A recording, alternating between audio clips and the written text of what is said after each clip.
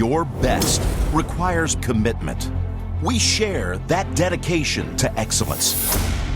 Introducing new Titleist 917 medals, the standard for complete performance.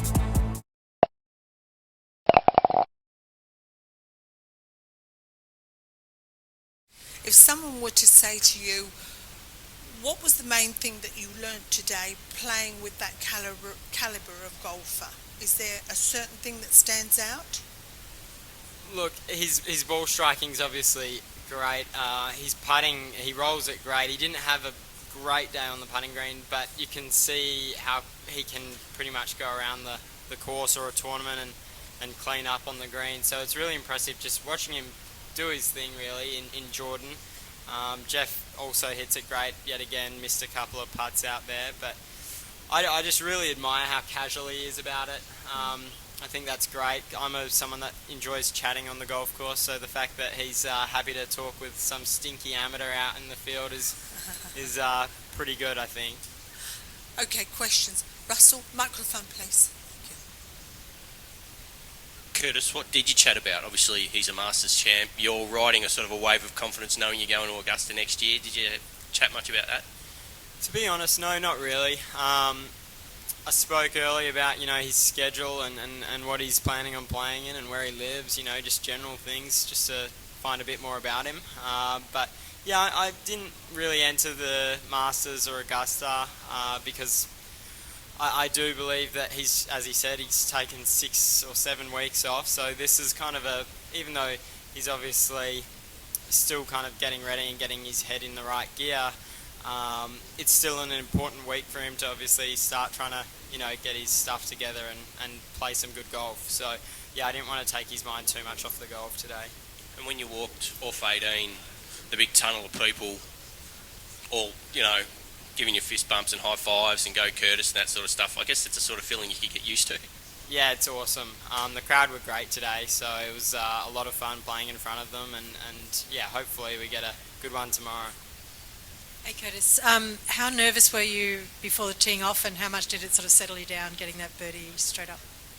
Believe it or not, I wasn't actually that nervous, and I think it was purely because Jeff and Jordan are so casual and so legitimately nice that, we were chatting on the first tee before I'd even teed off, so they really settled me down, and yeah, obviously making a birdie down the first helps a lot, but yeah, no, they were great, and yeah, fortunately I was able to go down the 10th feeling pretty good. And what about tonight into tomorrow? You early start this morning, there will still be galleries tomorrow. It's 12-ish, right when the TV coverage starts. You're with Jordan, going to be big galleries again.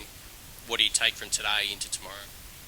Look, we got to, obviously it's one more time seeing the golf course, so I'm still learning a few things and where not to miss it and where to miss it. There are a couple of probably little errors I made in my course management today off the tee boxes, so hopefully I'll have a look at those tonight. Also, I'll hit a couple of balls and try and obviously sort out a few of my issues off the tee boxes, but yeah, everything the same. I've been playing good golf, so I feel like I should just trust what I've been doing, so yeah, go get dinner and have a good night's rest. Brent? Curtis, did days like today reinforce in your head that you're ready to turn pro soon? Yeah, I felt pretty ready for the last couple of months in particular, so days like this, look, at the end of the day, one day doesn't really matter. Maybe after the tournament I might be able to say it's reinforcing that I'm ready. I'm not going to say anything after round 1 because there's a lot of golf still to play, but yeah, it's definitely heading down that way.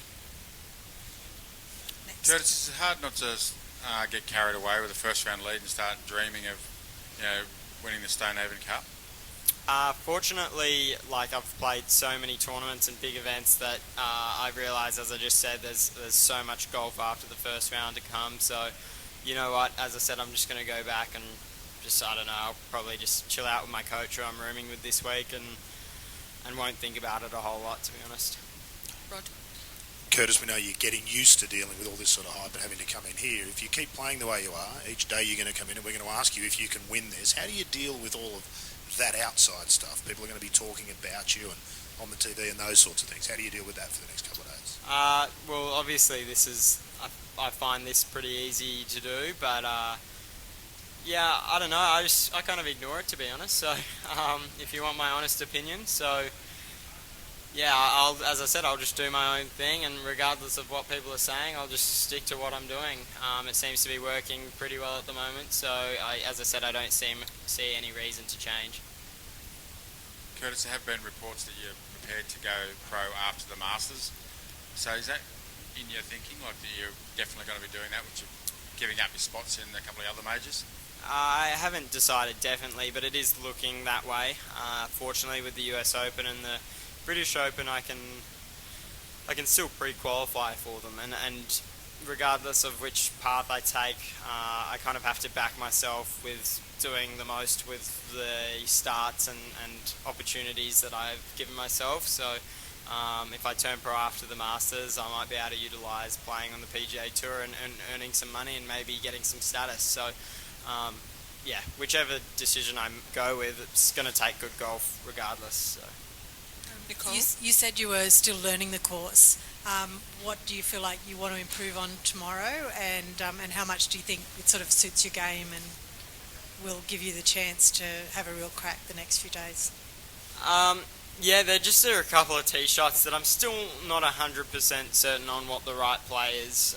There are a few, like 11's a good example of a hole where you've got 3 options off the tee, and I feel like I know the right option, and I went for that today, but it didn't quite work out. So yeah, there's just a couple of tee shots where maybe the clubbing I had a few issues with, so I just got to think about it again tonight.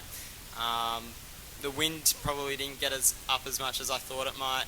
It was supposedly a different wind to what it had been the past 2 days, but this morning it was quite similar, so yeah, I was kind of expecting something else. But yeah, I guess tonight I'll just go through it all with my coach and try and hit some shots on the range to replicate what I want to do tomorrow on those holes.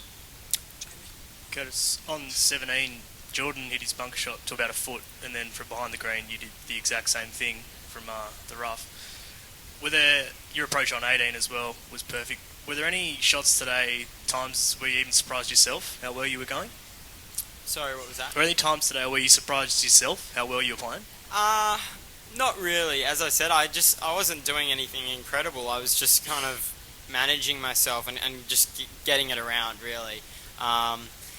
Yeah, any time when we've got sort of wedges in our hands, we like to take advantage of that. So I hit a couple of good wedge shots, but I don't think I did anything outrageously good to get where I was. I definitely think there was a much lower score out there today than what I shot, so it wouldn't surprise me if by the end of the day I'm a couple behind.